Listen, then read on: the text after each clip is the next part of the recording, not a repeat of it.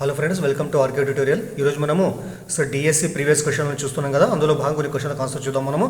ఇందులో భాగం మొదటి క్వశ్చన్ చూడండి ఏముందంటే, ఒక పుస్తకమును ₹27.50 అమ్మడం ద్వారా 10% లాభం పొందాను. దానిని ₹24.50 అమ్మిన వచ్చేటువంటి లాభం లేదా నష్ట శాతం ఎంత అన్నాడు. అయితే చూడండి, ఇక్కడ ఫస్ట్ దగ్గర అర్థం చేసుకోండి మీరు. ఫస్ట్ మన దగ్గర ఒక వస్తువును అనుకున్నాం మనము. ఆ వస్తువు యొక్క ధర, మన దగ్గర ఉన్నటువంటి వస్తువు యొక్క ధర యొక్క శాతం ఎంతంటే 100% అనుకుందాం మనం. అంటే మన దగ్గర ఏదో ఒక వస్తువు ఉంది, ఆ వస్తువు యొక్క వెల ఎంతో కొంత ఉంది. సో ఆ మొత్తం విలను మనం 100% అనుకుందాం మనము. అయితే ఆ వస్తువు పైన మనం 10% లాభం తీసుకోవడం వల్ల ఎంత కమ్మినా చెప్పండి. ఇక్కడ మనము ₹27.50 కమ్మినాం. కాబట్టి 100% ఉన్నటువంటి వస్తువు ధరను మనము 10% లాభంతో అమ్మితే అంటే అప్పుడు దాని యొక్క శాతం ఎంత చెప్పండి, 110% అనమాట. కాబట్టి 110% అనేటువంటిది మనకి ఎంత కమ్మినప్పుడు మనము ₹27.50 అమ్మడం జరిగిందనమాట. అయితే మళ్ళీ ఏమన్నాడు ఇక్కడ, అదే వస్తువును ₹24.50 అమ్మితే వచ్చేటువంటి లాభము లేదా నష్ట శాతం ఎంత అన్నాడు. అయితే చూడండి, అయితే ఇక్కడ మనం అమ్మినటువంటి విల ఎంత, ₹24.50 అమ్మినట్టు. నెక్స్ట్ రెండోసారి అయితే సో దాని యొక్క అమ్మిన శాతం ఎంత ఫస్ట్ కనుక్కుందాం మనం. దాని ఎక్స్ శాతం అనుకుందాం మనము. అయితే ఫస్ట్ ఎక్స్ కనుక్కుందాం. దీని ఏం చేస్తాం మనము, అడ్డకుండా కలిసి మీకు ఎక్స్ వస్తుంది అనమాట. ఇక్కడ ఎక్స్ ఇంటూ ఇది, ఎక్స్ ఇంటూ ఈ విలువ, తర్వాత ఈ రెండు విలువలు అనమాట. సో దీన్ని సూక్ష్మీకరిస్తే మనకి ఏమొస్తుందంటే X is equal to direct వస్తుంది చూడండి. ఇక్కడ 110 ఇంటూ 24.50 హారం ఏమొస్తుంది, 27.50 వస్తుంది అనమాట. అయితే చూడండి ఇక్కడ, సో ఇక్కడ లవహారాలు రెండింటిలో కూడా మనకు పాయింట్ తర్వాత మనకి 2 అంకెలు ఉన్నాయి. కాబట్టి ఇక్కడ ఈ 2 పాయింట్లు కూడా క్యాన్సిల్ అయిపోతాయి. అప్పుడు దాని విలువ మనకి 2450 2750గా మారుతుంది అనమాట. అది అయితే ఇక్కడ చూడండి క్యాన్సిల్ చేస్తుంది చూడండి. ఇక్కడ ఈ 0 క్యాన్సిల్ చేసిన తర్వాత ఏముందంటే ఇక్కడ 11 ఎకం ఉంది ఇక్కడ. సో 11 ఎకం 11, 11 రెంట్ల 22 ఇక్కడ. తర్వాత మీకు 5 ఉంటుంది, 55 కాబట్టి 11×55 ఇక్కడ. అప్పుడు మనకు వచ్చేటువంటి ఎక్స్ విలువ ఎంతంటే సో 2450/25 అనమాట. మళ్ళీ క్యాన్సిల్ చేద్దాం మనము. 25 ఎక్కం 25, సో 25 9 225, సో 25 9 225 అనమాట. తర్వాత 20 ఉంటుంది ఇక్కడ. సో 20 పక్కల 0 వస్తే 200 కాబట్టి 25 8 సో 200 కాబట్టి మనకు వచ్చే మొత్తం విలువ ఏంటంటే 98 అనమాట. కాబట్టి సో ఎక్స్ అంటే మనకి ఏమొచ్చింది చెప్పండి ఇప్పుడు, సో 98 అనమాట. అంటే అర్థమైంది ఇక్కడ. అంటే మనము వస్తువును మనము ₹24.50 అమ్మితే మనకు వచ్చేటువంటి వస్తువు యొక్క శాతం ఎంతంటే సో 98% అనమాట. అది కానీ మన దగ్గర ఉన్నటువంటి వస్తువు యొక్క యాక్చువల్ శాతం ఎంత చెప్పండి, 100% అనమాట. కాబట్టి మనం ₹24.50 అమ్మడం వల్ల మనము 98% మాత్రమే మనము దానికి అమ్మడం జరిగింది. కాబట్టి మనము 100%ని 98% అమ్మడం వల్ల మనం కోల్పోయినటువంటి ఆ యొక్క వస్తువు యొక్క ధర యొక్క శాతం ఎంత చెప్పండి, 2%. అంటే అర్థమైంది, మనకు వచ్చినటువంటిది 2% నష్టం అనమాట, లాభం కాదు, నష్టం రావడం జరిగింది. ఎందుకోసం అంటే మన యొక్క వస్తువు యొక్క శాతం ఎంత, ధర యొక్క శాతం ఎంత అంటే 100% అన్నాడు. కాబట్టి కానీ ₹24.50 అమ్మడం వల్ల వచ్చినటువంటి వస్తువు యొక్క శాతం ఎంతంటే 98%. కాబట్టి మనం 2% ఆ యొక్క వస్తువు ధరను కోల్పోవడం జరిగిందంటే అర్థమైంది. ఇక్కడ మనకు వచ్చినటువంటిది నష్ట శాతం అనమాట. నెక్స్ట్ సెకండ్ ప్రాబ్లం చూడండి. సెకండ్ ప్రాబ్లం ఏముందంటే, సాధారణ వడ్డీ అసలులో 25%కి సమానమంట, మరియు వడ్డీ రేటు తర్వాత కాలానికి సమానము. వడ్డీ రేటు కాలానికి సమానమైన వడ్డీ రేటు యొక్క విలువ ఎంత అన్నది ఇక్కడ. అయితే చూడండి, ఇక్కడ మనం ఫస్ట్ అసలు ఏదైతే ఉంటుందో అసలును పీతో సూచిస్తాము. అసలు పి ఈజ్ ఈక్వల్ టు మనం 100 అనుకుంటే మనము సాధారణంగా, సో అసలు పి ఈజ్ ఈక్వల్ మనం 100 అనుకుంటే, మరి అసలులో వడ్డీ సాధారణ వడ్డీ మనకి ఎంత చెప్పండి, ఇక్కడ 20% ఉంది. కాబట్టి అప్పుడు సాధారణ వడ్డీ అంటే ఐ, కాబట్టి ఐ మనకి ఎంత ఉండాలి, మనకు 100లో 25% అంటే 25 కాబట్టి సో 25 రూపీస్ అనమాట. అంటే పి అంటే 100 రూపాయలు అనుకుంటే మనము ఐ ఎంత అప్పుడు 25 రూపాయలు అనమాట. కానీ మళ్ళీ ఏమిచ్చింది ఇక్కడ మనకు ఇంకో కండిషన్, వడ్డీ రేటు కాలానికి సమానం అంటే అర్థమైంది. వడ్డీ రేట్ అంటే ఆర్ అనమాట, ఇది టీకి సమానం అంటే కాలం అంటే టీ కదా, ఆర్ ఈక్వల్ టు టీకి సమానం అంటే ఆ రెండు విలువలు సమానం. కాబట్టి ఆ రెండు విలువని మనం ఎక్స్ అనుకుందాం మనం. సో ఎక్స్ అనుకుందాం అనమాట. తర్వాత దీన్ని చేంజ్ చేస్తాం, మనకు సూత్రం తెలుసు ఆల్రెడీ. సాధారణ వడ్డీ I is equal to so PTR/100 అనమాట. దీని ద్వారా ఏం చేస్తాం, మనం అడిగినటువంటి ఏముంది ఇక్కడ మనకు వడ్డీ రేట్. కాబట్టి ఈ వడ్డీ రేటు లేదా ఎక్స్ విలువను కనుక్కుంటాం అనమాట. దీంట్లో విలువలు ప్రతిక్షేపిద్దాం మనం. ఐ అంటే ఎంత, 25 కాబట్టి సో ఐ ఈక్వల్ టు 25. మరి పి అంటే ఎంత అనుకున్నాము, 100. తర్వాత టీ అంటే ఎంత అనుకున్నాం, ఎక్స్ అనుకున్నాం కాబట్టి ఎక్స్ ఇక్కడ. తర్వాత ఆర్ కూడా ఎక్స్కి సమానం, ఎందుకంటే రెండు సమానం కాబట్టి. తర్వాత హారం ఎంత ఉంది ఇక్కడ, సో 100 కాబట్టి 100 క్యాన్సిల్ చేస్తున్నాం చూడండి. ఇక్కడ ఈ 100 క్యాన్సిల్ చేస్తే మనకు వచ్చేది ఏమంటే అప్పుడు ఎక్స్ ఇంటూ ఎక్స్ అని ఏం రాస్తాం మనం, ఎక్స్ ఇంటూ ఎక్స్ని మనము x² అని రాస్తాము. x² అని చెప్పండి, సో 25కి సమానం అవుతుంది. మరి x² అప్పుడు ఏం చెప్పండి, సో 25 అంటే 5² రాసుకోవచ్చు. దాని తర్వాత మరి దీనికి ఎక్స్ ఏమొస్తుంది చెప్పండి, ఎక్స్ ఈజ్ కూడా మనకు 5 వస్తుంది. మరి ఎక్స్ అంటే ఏంటి, ఎక్స్ అంటే మనం ఏమనుకున్నాం ఇక్కడ మనము 6 T 2 కూడా సమానం, అది ఎక్స్కి సమానం. కాబట్టి సో ఎక్స్ విలువ మనకి ఎంతకు సమానం అంటే 5కు సమానము అంటే అర్థమైంది. ఇక్కడ వడ్డీ రేటు మనకు 5% సమానం అవుతుంది. అదేవిధంగా కాలము కూడా మనకు 5 సంవత్సరాలకు సమానం కావడం చెప్తుంది కాబట్టి సో వడ్డీ రేటు 5%కి ఈక్వల్గా కావడం జరిగింది అనమాట. నెక్స్ట్ మూడో ప్రాబ్లం చూడండి, మనకి ఇట్లా ఇలా ఇచ్చింది. ఇక్కడ మూడో ప్రాబ్లం మనకు దీని యొక్క విలువ ఎంత అన్నాడు. అయితే ఏం చేస్తాం మనం, ఇది బోర్డ్ మాస్ అనేటువంటి ఆ యొక్క దాని ప్రకారం చేస్తాం అనమాట. మనం ఫస్ట్ స్టార్టింగ్లో మనకు లోపల ఏమని చెప్పండి, ఇక్కడ అన్నింటిలో మనకు 37 - 8 × 13/4 + 1/2 × 5/2 - 3/4 - 1/2 ఉంది. ఇక్కడ ఫస్ట్ ఏం చేస్తాం, లోపల మనకి ఏదైతే విలువ ఉందో దాన్ని మనము సూక్ష్మీకరిస్తాం అనమాట. అయితే పక్కన సూక్ష్మీకరిద్దామని ఫస్ట్ ఏమని చెప్పండి ఇక్కడ, సో 3/4 - 1/2 దానికి విలువ మనకి ఎంత వస్తుందంటే, సో డైరెక్ట్గా చూడండి 3/4 - 1/2 సింపుల్గా సూక్ష్మీకరిద్దాం మనం. 4 2 ఎంత అయిపోయింది 8 కాబట్టి 8 రాసిన ఇక్కడ క్రాస్ మల్టిప్లై చేస్తే సో 2 3 6 - 4 1 4 అప్పుడు మనకు వచ్చేది ఏంటంటే సో 2/8 దీన్ని క్యాన్సిల్ చేస్తే వస్తుంది చెప్పండి 2 1 2 సో 4 కాబట్టి మొత్తం దాని విలువ ఏంటంటే 1/4కి సమానం అనమాట. ఇక్కడ రాస్తా చూడండి ఇప్పుడు, సో 37 - 8 × సో 13/4 + 1/2 × 5/2 ఈ మొత్తం ఎంతకు సమానం, ఇప్పుడు మనం 1/4కి సమానమా, సో దీన్ని 1/4 రాస్తుంది ఇక్కడ, సో 1/4 అనమాట. తర్వాత నెక్స్ట్ చూసిన తర్వాత 37 - 8 ఇక్కడ 13/4 + 1/2 × ఇప్పుడు చూడండి ఇక్కడ, సో ఇక్కడ మనకి ఏదైతే ఇక్కడ 1/4 ఉంది, ఇక్కడ ఏముంది ఇక్కడ 5/2 ఉన్నది. సో దీన్ని కూడా హారం మనకు 4గా మారాలంటే ఏం చేస్తాం మనము, సో లవాన్ని హారాన్ని 2తో గుణించి భాగించాలి కాబట్టి 5/2 ఏం చేస్తాను నేను 2 చేత గుణించి భాగిస్తాను. 2తో గుణించి భాగిస్తే ఏమొస్తుంది 5 2 10/4 మైనస్ ఎంత ఇక్కడ ఎంత చెప్పినప్పుడు 1/4 వస్తుంది అనమాట. అంటే ఈ విధంగా మనం సూక్ష్మీకరిస్తే ఈజీగా చేయొచ్చున్నాడు మనం. -8 తర్వాత 13/4 + 1/2 ఇక్కడ డైరెక్ట్ రాస్తా చూడండి. ఇక్కడ మళ్ళీ 2 హారాలు సమానం అంటే ఏం చేస్తాం మనము, 2 హారాలు సమానం అంటే సింపుల్గా మనం ఒక హారం రాసేసి తర్వాత ఈ లవాలను తీసేస్తాం మనము. 10 - 1 ఎంత చెప్పండి 9 కాబట్టి మొత్తం మనకి ఎంత అంటే సో 9కి సమానం అనమాట. నెక్స్ట్ తర్వాత సో 37 - 8 × ఇక్కడ చూడండి ఇక్కడ సో 13/4 రెండు కూడా గుణించాలి మనం. సో 1 × 9 1 9 9 తర్వాత సో 2 ఎంత చెప్పండి 8కి సమానం అవుతుంది. తర్వాత ఇక్కడ కూడా చూడండి ఇక్కడ, సో ఇక్కడ కూడా 13 ఉంది. ఇక్కడ 13 కూడా మనకు హారం ఏమని చెప్పండి ఇక్కడ, సో 4 ఉంది. ఇది కూడా 8గా మారాలంటే ఏం చేస్తాం మనము, సో లవాన్ని హారం 2తో గుణించి భాగించాలి కాబట్టి 2తో గుణించి భాగించి ఏమొస్తుంది చెప్పండి 13 2 26 సో 4 2 8 ప్లస్ ఎంత అయిపోయినప్పుడు 9/8 అనమాట. తర్వాత ఇప్పుడు కూడా ఇంత ముందులాగా మళ్ళీ 37 - 8 × సో 2 హారాలు సేమ్ ఉంటే ఏం చేస్తాం సింపుల్గా మనము ఒక హారం 8 రాసేస్తాము. తర్వాత ఏం చేస్తాం లవాలు 2 కలపాలి కాబట్టి 26 + 9 ఎంత అయిపోయింది 35కి సమానం అవుతుంది అనమాట. తర్వాత ఈ 2 కూడా గుణిస్తూ ఇక్కడ గుణకారం చేస్తున్నాయి కాబట్టి ఈ హారం క్యాన్సిల్ చేసుకోవచ్చు మనం. అప్పుడు మనకు వచ్చేది ఏంటంటే ఇక్కడ 37 అలాగే ఉంటుంది ఇక్కడ, సో మైనస్ ఏమని చెప్పి ఇక్కడ 35 కాబట్టి 35 తర్వాత తీసేసి ఏమొస్తుంది 37 - 35 = 2కు సమానం అవుతుంది. కాబట్టి ఈ మొత్తం విలువ మనకు 2కు సమానం కావడము జరిగింది. తర్వాత 4వ ప్రాబ్లం చూడండి, ఇది చాలా ఈజీ ప్రాబ్లం చూడండి. క్వశ్చన్ ఏముందంటే ఇక్కడ 2 సంఖ్యల మొత్తము ఎంత ఇచ్చినట్టు ఇక్కడ 15,75,470 అంట. 2 సంఖ్యల మొత్తము 15,75,470. అందులో ఒకటి రెండవ దానికంటే 10,000 తక్కువ ఇక్కడ. సో ఒక సంఖ్య రెండవ సంఖ్య కంటే కూడా 10,000 తక్కువగా ఉందంట. అయితే చిన్న సంఖ్య ఎంత అన్నాడు. ఫస్ట్ ఏమనుకుంటాం మనము, సో మొదటి సంఖ్యని x అనుకుంటాం మనం. రెండో సంఖ్య ఏం కావాలి చెప్పండి ఖచ్చితంగా అది, సో మొదటి దానికంటే 10,000 తక్కువ అంటే ఏం చేస్తాం మనము x - 10,000 అనమాట. x - 10,000 రాసుకుంటాం మనము. అయితే వీటి మొత్తం ఎంత చెప్పండి ఇంతకు సమానం కాబట్టి 2 కూడుతున్నాయి ఇక్కడ.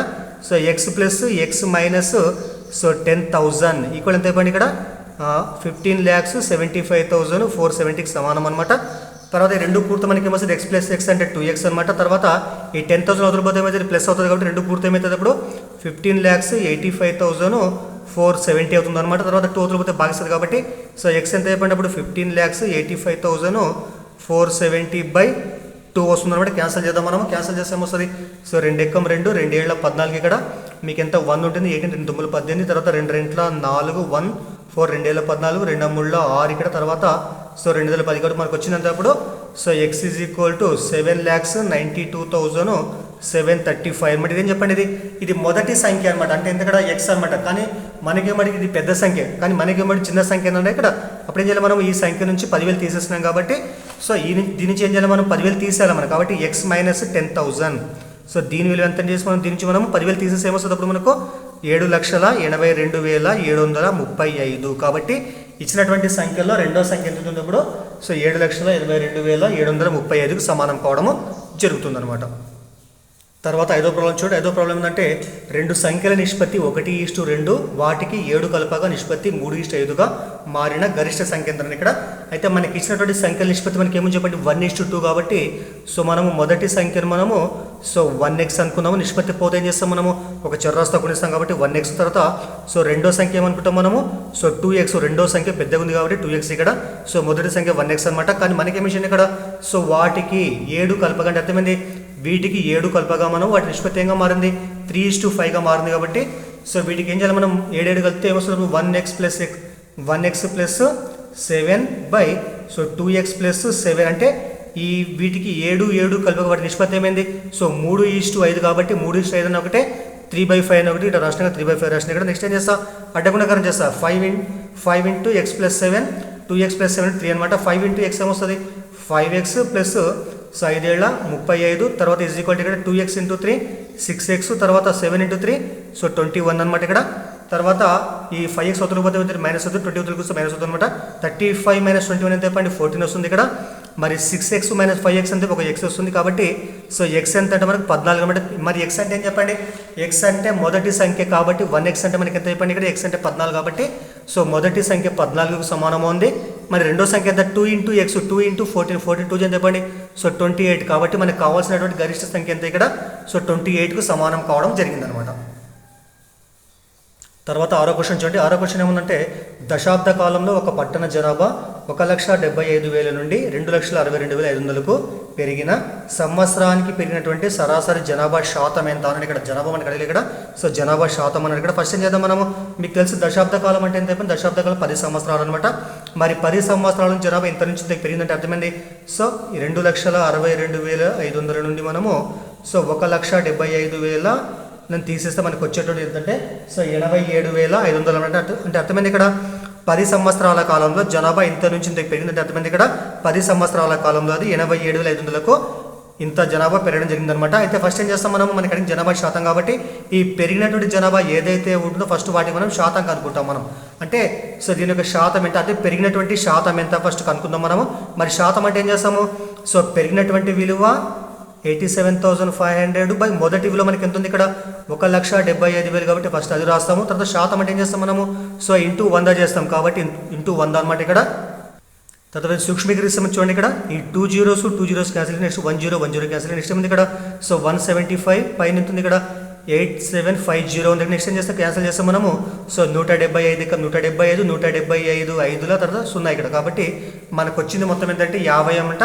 అంటే అర్థమైంది ఇక్కడ 50% అంటే అర్థమైంది ఇక్కడ సో 10 సంవత్సరాలలో మొదటి జనాభా కంటే పెరిగినటువంటి జనాభా శాతం ఏంటంటే 50% జనాభా పెరిగింది అంటే అర్థమైంది ఇక్కడ సో దీంట్లో 50% జనాభా పెరిగింది అంటే 10 సంవత్సరాలలో పెరిగినటువంటి జనాభా శాతం ఎంత చెప్పండి 50% అంట. కానీ మనకి ఏమడిగింది ఇక్కడ సంవత్సరానికి పెరిగినటువంటి సరాసరి జనాభా శాతం ఎంత అన్నాడు. మరి 10 సంవత్సరాల్లో మనకి 50% జనాభా పెరిగితే ఒక సంవత్సరంలో పెరిగినటువంటి జనాభా శాతం ఎంత ఇప్పుడు ఏం చేస్తాం మనము 50/10 చేస్తాం మనం 50%/10 చేస్తే మనకి ఏమొస్తుంది చెప్పండి సో 10 × 10 15 50 కాబట్టి మనకు ఒక సంవత్సరంలో పెరిగినటువంటి జనాభా శాతం ఎంతంటే 5% అనమాట. ఈ విధంగా కనుక్కుంటాం మనము.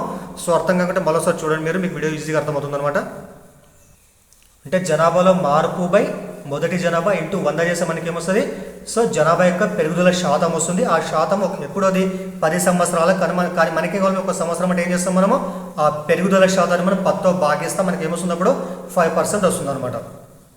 తర్వాత 7th క్వశ్చన్ చూడండి. 7th క్వశ్చన్ ఈజీ క్వశ్చన్ ఏమిచ్చింది ఇక్కడ సో 2560 2560 పరిపూర్ణ ఘనంగా మారుటకు గుణించాల్సినటువంటి కనిష్ట సంఖ్య అన్నాడు. ఫస్ట్ ఏం చేస్తాం మనము ఇచ్చినటువంటి సంఖ్యకి ఫస్ట్ ఒక కారణం కలగడదాం మనము సో 2560 వీటికి మనం 5 ఎక్కం తీసుకుంటే మనము సో 5 5 25 తర్వాత ఎంత చెప్పండి ఇక్కడ 5 ఎక్కం 5 తర్వాత సో 5 2 10 అనమాట. ఇంత వచ్చి మనకి ఇక్కడ 512 మీకు తెలియాలి 512 యొక్క ఘనమూలం ఎంత అంటే 8కి సమానం కాబట్టి 8 ఎక్కం తీసుకుందాం మనము సో 8 6 48 8 4 32 మళ్ళీ 7 తీసుకుంటే మనము 8 8 జా తర్వాత 8 1 ఇక్కడ అంటే ఏంది ఇక్కడ సో 2560 ఏం రాసుకుంటాం అంటే మనము 5 × 8 × 8 అంటే అర్థమైంది ఇక్కడ సో 8 క్యూబ్ రాసుకోవచ్చు మనం. కాబట్టి ఇక్కడ వచ్చినటువంటి 5 మనకి ఒకటే ఉంది ఇక్కడ సో ఇది కూడా 5 క్యూబ్గా మారితే మనకి ఏమవుతుంది అప్పుడు అది పూర్తిగా ఘన సంఖ్యగా మారుతుంది. కాబట్టి 5 అనేటువంటిది 5 క్యూబ్గా మారాలంటే ఇప్పుడు దాన్ని దేంతో గుణించాలి మనము 5 స్క్వేర్తో గుణించాలి. కాబట్టి ఒక 5 ఉంది ఇక్కడ ఇంకా 2 5లు కావాలి కాబట్టి 5 ఇంటూ 5తో గుణించాలా. మరి 5 ఇంటూ 5 అంటే ఎంత? సో 25 కాబట్టి సో 2560 అనేటువంటిది మనకు పూర్తి ఘనంగా మారాలంటే, పరిపూర్ణ ఘనంగా మారాలంటే ఇందులో మనము సో దానిని 25 చేత గుణించాల్సిన అవసరం ఉంటుంది అన్నమాట. కాబట్టి 25 ఆన్సర్ అవుతుంది. తర్వాత 8th క్వశ్చన్ చూడండి. 8th క్వశ్చన్ ఏముందంటే 5 మరియు 2లచే భాగించినప్పుడు వరుసగా శేషము 3 మరియు 1 వచ్చేటువంటి సంఖ్యలలో 1ల స్థానంలోనే అంకె ఏదన్నారు. ఇక్కడ ఆప్షన్ మనకి ఏమన్నా ఇక్కడ సో 9, 7, 3, 1 అనమాట. ఇది చాలా ఈజీ క్వశ్చన్ చూడండి. 5తో భాగిస్తే శేషం ఏం కావాలి మనకి 3 రావాలంట. మరి 2తో భాగిస్తే ఏం కావాలి మనకి శేషం 1 రావాలంట. అయితే చూడండి ఇక్కడ సో ఫర్ ఎగ్జాంపుల్ 9 తీసుకుంటే మనం 9ని 5తో భాగిస్తే మనకి ఏమొస్తుంది చెప్పండి. 5 ఎక్కం 5 అంటే శేషం మనకి 4 మిగులుతుంది కాబట్టి శేషం 3 రాదు కాబట్టి ఇది మనకి ఆన్సర్ కాదనమాట. మరి 7 తీసుకుంటే ఏమొస్తుంది చెప్పండి. సో 7ని కూడా 5తో భాగిస్తే ఏమొస్తుంది. 5 ఎక్కం 5 అంటే శేషం మనకి 2 మిగులుతుంది కానీ మనకి 3 ఉండాలి కాబట్టి ఇది కూడా మనకి ఆన్సర్ కాదనమాట. మరి 3 తీసుకుంటే 3ని 5తో భాగిస్తే ఏమొస్తుంది చెప్పండి. 5 0 0 కాబట్టి మనకు వచ్చేటువంటి శేషం ఎంతంటే 3 కాబట్టి సో 3 మనకు శేషం వచ్చింది. అదేవిధంగా ఇదే సంఖ్యని 2తో భాగిస్తే ఏమొస్తుంది చెప్పండి. సో 3ను మనం 2తో భాగిస్తే వచ్చే విలువ ఏంటంటే సో 2 ఎక్కం 2 శేషం ఇక్కడ 1 మిగులుతుంది కాబట్టి సో ఇది మనకు కండిషన్ని పాటిస్తుంది. సో మిగతా కండిషన్ పాటించడం లేదు కాబట్టి మనకు ఆన్సర్ ఏమంటే సో థర్డ్ ఆప్షన్ 3 అనేటువంటి మనకు ఆన్సర్ కావడం జరుగుతుంది అనమాట. అదేవిధంగా సో 1 కూడా కాదు. ఎందుకు అంటే 1ని 5తో భాగిస్తే ఏమొస్తుంది చెప్పండి.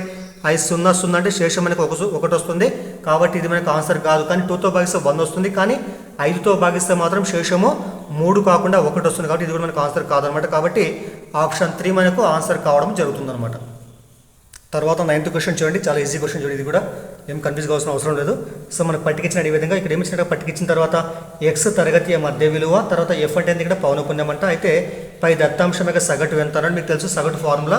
సో తరగతి మధ్య విలువ తర్వాత మనకు పౌనపున్యం వేస్తే సగటుకు ఫార్ములా ఏమంటే X bar equal to sigma F I X I by sigma F I అనమాట. మరి సిగ్మా ఎఫ్ఐ ఎక్స్ అంటే అర్థమైంది రెండు గుణించాలి మనము. ఆ రెండు కూడా గుణించి మనం కలిపితే వచ్చేటువంటి విలువ అనమాట. మరి సిగ్మా ఎఫ్ఐ అంటే ఏంది పౌనపున్యాల మొత్తం అనమాట. మరి పౌనపున్యాల మొత్తం కలిపితే సో మనకు వచ్చేటువంటి విలువ 45 25 మొత్తం ఎంత 70 70 80 80 ఒక 90 100 కాబట్టి సో పౌనపున్యాల మొత్తం మనకు 100కు సమానమైంది ఇక్కడ. తర్వాత సో సిగ్మా ఎఫ్ఎక్స్ ఎక్స్ఐ రెండు కూడా గుణిద్దాం మనము. అయితే ఫస్ట్ ఏం చేద్దాం ఫస్ట్ గుణిద్దాం మనం. సో 1 × 45 45 1 45 తర్వాత సో 2 25 50 తర్వాత సో 19 57 తర్వాత 8 4 32 తర్వాత సో 5 2 10 తర్వాత 6 1 6 అనమాట. ఈ మొత్తం గుర్తు ఎంత వస్తుంది చెప్పండి. ఇక్కడ 5 + 7 12 12 13 14 20 కాబట్టి 20 వస్తుంది ఇక్కడ.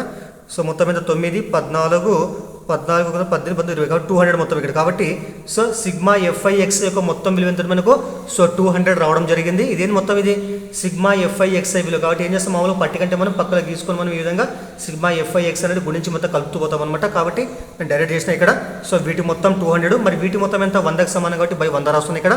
ఇంకా సింపుల్గా క్యాన్సిల్ చేసుకోవచ్చు మనం. 100 ఎక్కం 100 100 రెంట్ల 200 కాబట్టి ఈ పట్టిక యొక్క మొత్తం సగటు ఎంతంటే ఎక్స్ బార్ ఈక్వల్ టు మనకు 2కు సమానం కావడము జరిగింది.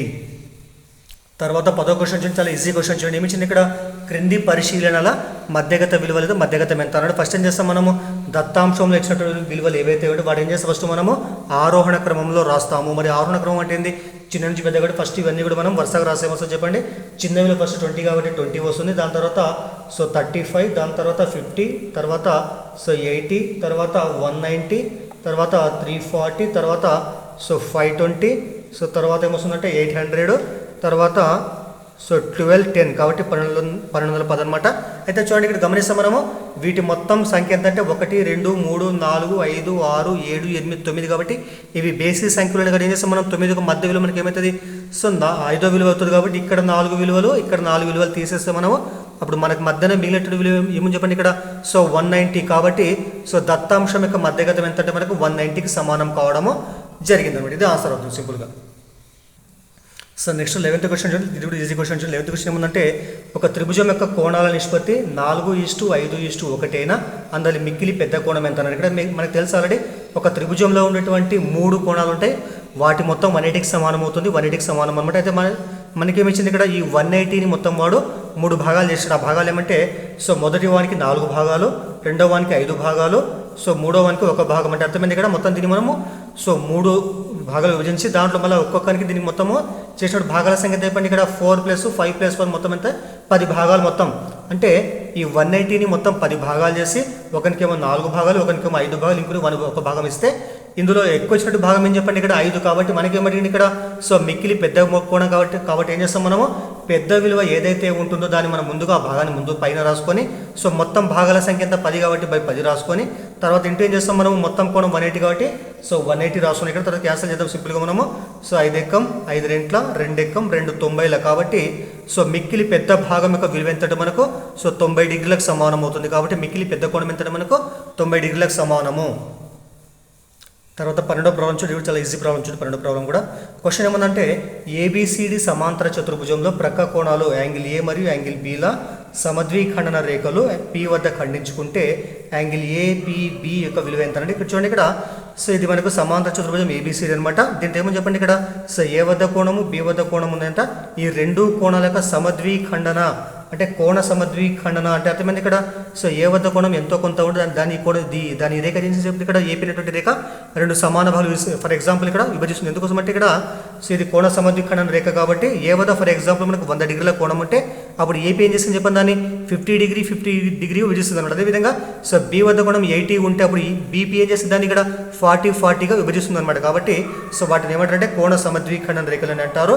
అయితే మనకు తెలిసి ఇంకోటి ఏమంటే సమాంతర చతుర్భుజంలో ఉన్నటువంటి ఆసన్న కోణాల మొత్తం 180కి సమానం కాబట్టి యాంగిల్ ఏ ఆసన్న కోణాలు అంటే పక్క కోణాలు అనమాట.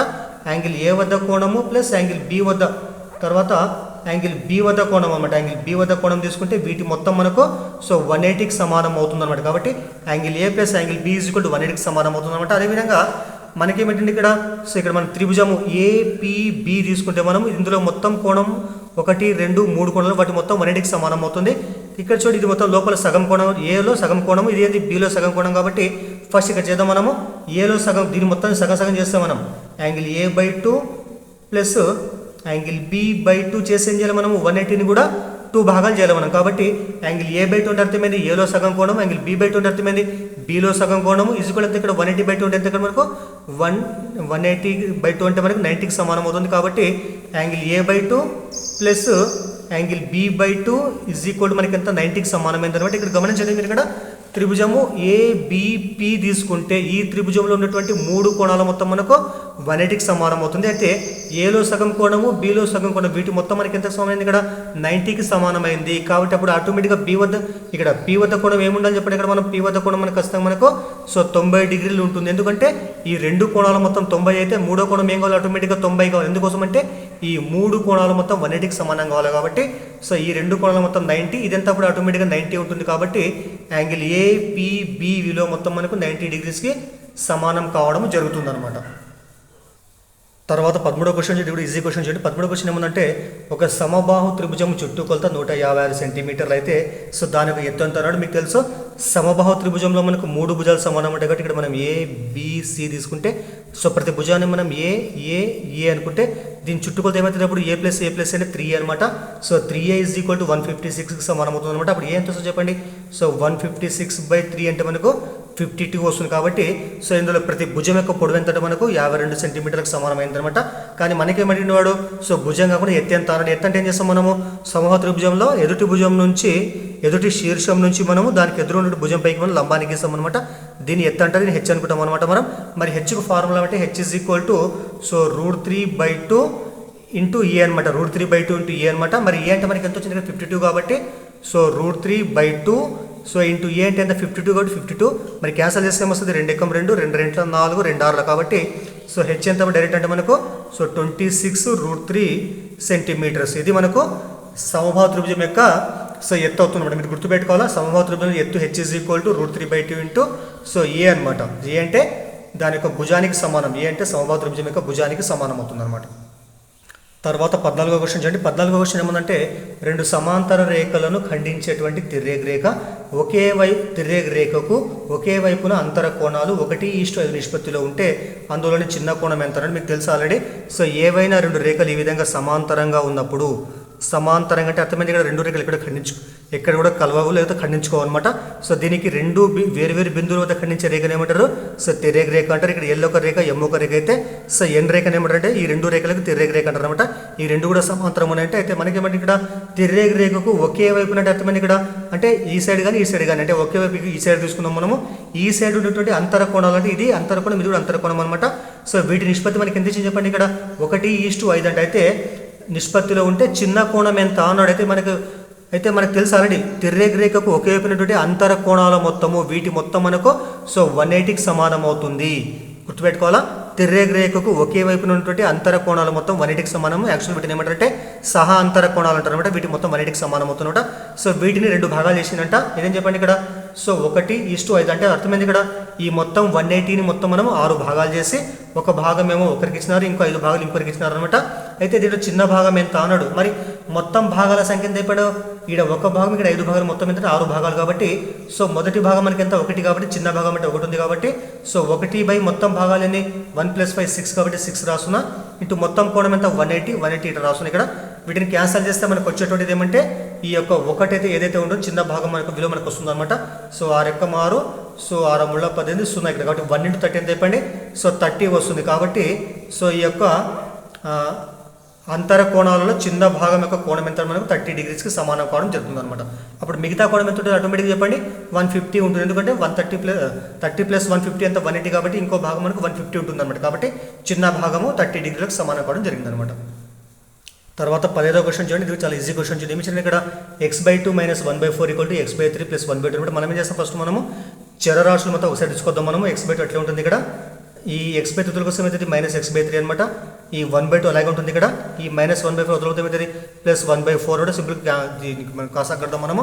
సో కాసాకు 2 × 6 తర్వాత cross multiply 3 × x so 3x - 2 × x 2x equal ఎంత ఇవ్వండి ఇక్కడ కూడా సో 2 × 4 8 సో 4 ఎక్కం 4 + 2 ఎక్కము సో 2 అనమాట. అప్పుడు మొత్తం ఎంత 3x - 2x ఎంత ఒక x ఉంటుంది. x = ఈ 6 ఎక్కడ పోతే గుణిస్తుంది. ఇక్కడ ఏముంది ఇక్కడ 4 + 2 కూడా 6 అవుతుంది ప్లస్ ఈ 6 వస్తాడు గుణిస్తే × 6 అనమాట. బై ఎంత అయిపోయింది ఇక్కడ 8 ఉంటుంది. ఇక్కడ క్యాన్సల్ చేద్దాం మనము. సో 2 × 3 6 2 × 4 8 ఇక్కడ తర్వాత ఇక్కడ కూడా సో 2 × 2 4 2 × 3 6 మొత్తం ఎంత అయిపోయినప్పుడు 3 × 9 బై సో 2 కాబట్టి x యొక్క విలువ ఎంత అంటే 9/2కు సమానం కావడము జరిగింది. చాలా సింపుల్ అనమాట ఇది. తర్వాత 16వ ప్రాబ్లం చూడండి. 16వ ప్రాబ్లం ఏముందంటే సో a = 2 b = 3 అయినా 1/a⁻³ - 3 + 1/b⁻²² యొక్క విలువ ఎంత ఇక్కడ సో 1/a⁻³ - 3 + 1/b⁻²² యొక్క విలువ ఎంత చాలా సింపుల్ చూడండి. ఇక్కడ ఫస్ట్ ఏం చేస్తాం మనం 1/a ఘాతంగా మైనస్ ఉంది ఇక్కడ మరి మైనస్ ఘాతంగా ప్లస్గా మారాలి. ఏం చేస్తాం మనము అది పైకి పంపిస్తాం. ఏమవుతుంది సో a⁻³ మారుతుంది ప్లస్ ఇక్కడ ఏముంది ఇక్కడ కూడా సో b⁻² పైకి పోతే ఏమవుతుంది సో b⁻+2గా మారుతుంది. అప్పుడు దీనికి పవర్ ఎంత చెప్పండి ఇక్కడ 2 ఉంది కాబట్టి 2 రాస్తుంది ఇక్కడ. తర్వాత విలువలు ప్రతిక్షేపిద్దాం మనం. మరి a అంటే 2 కాబట్టి సో 2⁻³ ప్లస్ b అంటే ఎంత 3 కాబట్టి 3⁻² పైన మళ్ళీ మొత్తానికి ఏమని చెప్పండి స్క్వేర్ ఉంది కాబట్టి స్క్వేర్ ఇక్కడ. మరి 2³ అంటే ఎంత 2 × 2 × 2 అంటే 8 వస్తుంది. సో 8 + 2 3² అంటే ఎంత 9 వస్తుంది. సో 8 + 9 స్క్వేర్ అనమాట. తర్వాత 8 + 9 ఏమొస్తుంది చెప్పండి 17 వస్తుంది.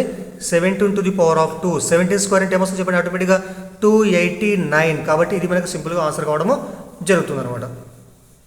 తర్వాత 17 చూడండి. ఒకసారి మీరు ప్రాబ్లం గమనించండి.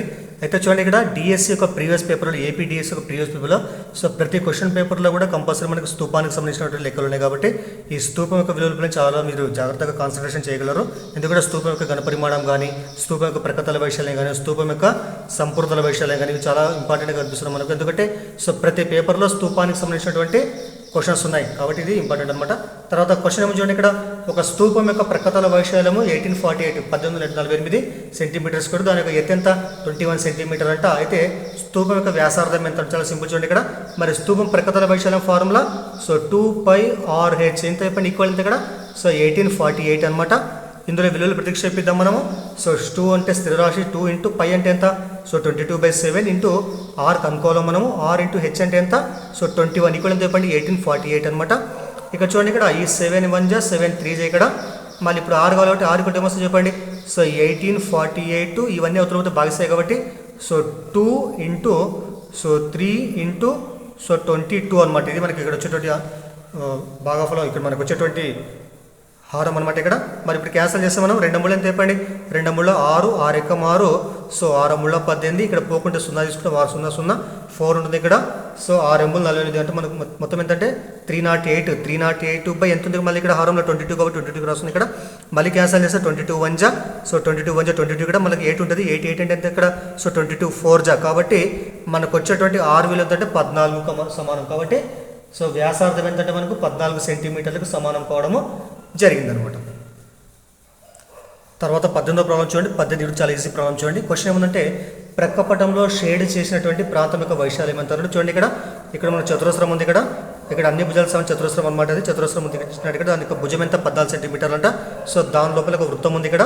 ఈ వృత్తం కాకుండా మిగతా ఇక్కడ మనకి షేడ్ చేసిన ప్రాంతం ఇక్కడ బ్లూ కలర్ ఏదైతే ఉంటుందో సో దాని యొక్క వైశాల్యం ఎంత అన్నాడు ఇక్కడ. అయితే మనకు తెలుసు చతురస్రం యొక్క భుజం ఎంత అయిపోయింది.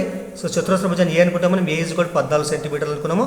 ఇంకోటి గమనించండి, ఇక్కడ చతురస్ర భుజం ఏదైతే ఉంటుందో చతురస్ర భుజం అనేటువంటిది వృత్తం యొక్క వ్యాసానికి సమానం అవుతుంది. అంటే వృత్త వ్యాసం ఎంత డి కాబట్టి సో డి ఈక్వల్ కూడా 14 సెంటీమీటర్ అవుతుంది అనమాట. మరి so D is equal to 14 centimetre, దానికి వ్యాసార్థం ఎంత 6 కొట్టి ఏమవుతుంది అప్పుడు వ్యాసంలో సగం అంటే 7 సెంటీమీటర్లు అవుతుంది అనమాట. కాబట్టి మనకి ఈ షేడ్ చేసిన ప్రాంత వైశాల్యం ఎట్లా వస్తుందో చెప్పండి.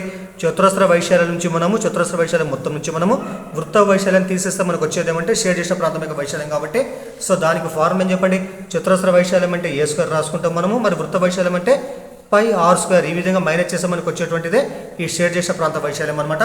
మరి ఏ అంటే ఎంత అనుకున్నాం మనం 14 కాబట్టి సో 14 స్క్వేర్ మైనస్ పై అంటే ఎంత 22/7, సో ఇంటూ ఆర్ అంటే ఎంత అయిపోయింది 7 కాబట్టి 7 స్క్వేర్ అంటే ఏమొస్తుంది 7 × 7 అనమాట. ఇక్కడ చూడండి, ఇక్కడ 7 7 క్యాన్సల్ చేస్తున్నాం. మరి 14 స్క్వేర్ అంటే ఎంత అయిపోయింది 190, 6కు సమానం అవుతుంది. మైనస్ ఇక్కడ 22 × 7 ఎంత 154 అనమాట. తర్వాత తీసేసి ఏమొస్తుంది చెప్పండి 196 మైనస్ 154 అంటే 42 సెంటీమీటర్ స్క్వేర్. కాబట్టి మనకు వచ్చేటువంటి ఆన్సర్ ఏమంటే ఇప్పుడు ఈ షేడ్ చేసినటువంటి ప్రాంతం యొక్క వైశాల్యం ఎంతంటే మనకు 42 సెంటీమీటర్ స్క్వేర్ లేకుంటే 42 చదరపు సెంటీమీటర్కి సమానం కావడము జరుగుతుంది అనమాట. సో నెక్స్ట్ 19వ ప్రాబ్లం చూడండి. 19వ ప్రాబ్లం ఏంటంటే ఒక దీర్ఘ చతురస్రం మరియు చతురస్రం యొక్క చుట్టుకొలతలు సమానము. దీర్ఘ చతురస్రం యొక్క పొడవు వెడల్పులు వరుసగా 35 సెంటీమీటర్స్ 25 సెంటీమీటర్స్ అయితే చతురస్రం యొక్క వైశాల్యం ఎంత అంటే ఫస్ట్ మనకి ఇచ్చిన కండిషన్ ఏముందంటే దీర్ఘ చతురస్ర చుట్టుకొలతలు సమానం కాబట్టి ఇక్కడ రాసుకోండి. ఇక్కడ మరి చతురస్రం చుట్టుకొలత ఏం చెప్పండి 4 ఇంటూ భుజం కాబట్టి 4 ఇంటూ ఏ రాసుకోవచ్చు మనము. మరి దీర్ఘ చతురస్ర చుట్టుకొలత ఏం చెప్పండి so 2 into L plus B అనమాట. 2 ఇంటూ ఎల్ ప్లస్ బి రాసిన ఇక్కడ చూద్దాం. ఇక్కడ క్యాన్సల్ చేద్దాం మనం 2 × 2 2 2 4 ఇక్కడ సో 2 ఇంటూ ఏ 2e అనమాట. ఇక్కడ ఏమని చెప్పండి ఇక్కడ ఎల్ ప్లస్ బి మిగిలింది కాబట్టి సో ఎల్ అంటే ఎంత పొడవు అంటే 35 కాబట్టి 35 సో ప్లస్ వెడల్పు అంటే 25 రాస్తుంది ఇక్కడ 25 అనమాట. మరి 2a ఈజ్వల్ మొత్తం ఎంత 60 అవుతుంది.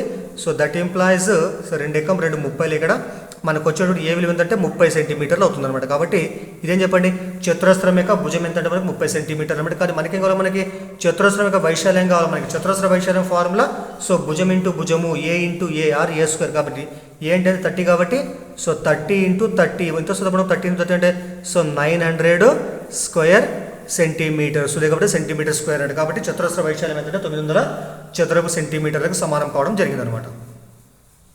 సో ఇది చివరి క్వశ్చన్ అనమాట ఈ ప్రశ్నాపత్రంలో. సో దయచేసి వీడియోని లైక్ చేయండి, షేర్ చేయండి, అదేవిధంగా ఛానల్ సబ్స్క్రైబ్ చేయండి.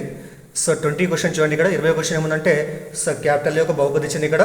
సో బీని ఇచ్చినాడు, సీని ఇచ్చినాడు. అయితే మనకి ఏమంటే ఇక్కడ ఏ ప్లస్ సి ఇంటూ బి అన్నాడు. ఫస్ట్ ఏం చేద్దాం మనం ఏ ప్లస్ సి ఫస్ట్ కనుక్కుందాం మనము. ఇక్కడ రాసేయండి ఇక్కడ ఏ ప్లస్ సి అంటే ఏ ప్లస్ సి మరి ఏ అంటే ఎంత ఈ మొత్తం విలువ ఏ విలువ కాబట్టి so x² minus 2xy plus 5x plus 4 ఇది ఏ యొక్క విలువ అనమాట. ప్లస్ ఉంది ఇక్కడ ప్లస్ కాబట్టి సో ఇక్కడ రెండో బహుపదిక విలువల్లో రెండో యొక్క బీజేయ సమాసంలో మనము వాటి గుర్తులు మార్చాల్సిన అవసరం లేదు కాబట్టి డైరెక్ట్ రాస్తుంది ఇక్కడ. మరి సి అంటే ఏం రాసి మొత్తం రాస్తుంది ఇక్కడ plus 2xy so minus x² ఒకవేళ మైనస్ ఉంటే మనము సో రెండో బీజేయ సమాసంలో గుర్తులు మొత్తం మార్చి రాస్తుంది దానికోసం అనమాట ఇది. మరి ఇప్పుడు చూడండి ఇక్కడ ప్లస్ x² మైనస్ x² రెండు కూడా సజాతీయ పదాలు. సో వాటి గుర్తులు వేరే క్యాన్సిల్ చేసుకోవచ్చు మనం. అదేవిధంగా మైనస్ 2xy ప్లస్ 2xy రెండు కూడా క్యాన్సిల్ అయిపోతే ఇక్కడ అప్పుడు మనకు వచ్చేటువంటి విలువ ఏంటంటే 5x ప్లస్ 4 అనమాట. కాబట్టి సో ఏ ప్లస్ సి విలువ మనకి ఎంతంటే 5x ప్లస్ 4కి సమానమైందనమాట. కానీ మనకేమడిగింది ఇక్కడ ఏ ప్లస్ సి ఇంటూ బి అనమాట. కాబట్టి ఇక్కడ రాస్తే చూడండి ఏ ప్లస్ సి ఇంటూ బి అనమాట. ఫస్ట్ మనం ఏ ప్లస్ సి విలువ రాద్దాము. మరి ఏ ప్లస్ అంటే మనకి ఏమొచ్చింది చెప్పండి ఇక్కడ 5x ప్లస్ 4 వచ్చింది అనమాట. తర్వాత ఇంటూ బి ఉంది ఇక్కడ బి అంటే ఏమని చెప్పండి ఇక్కడ 5x మైనస్ 4 అనమాట. మీకు తెలుసు ఆల్రెడీ మనకి ఏ సూత్రం ప్రకారం చెప్పండి ఇది ఏ ప్లస్ బి ఇంటూ ఏ మైనస్ బి లేకుండా కాబట్టి మనకు ఫార్ములా అయింది a² మైనస్ b² కాబట్టి ఏ అంటే ఎంత 5x కాబట్టి 5x whole square minus B అంటే 4 కాబట్టి 4 స్క్వేర్ అనమాట. మరి 5x స్క్వేర్ అంటే ఏమొస్తుంది చెప్పండి. So 25x square minus 4 square అంటే 16. ఇది ఆన్సర్ అవుతుందన్నమాట.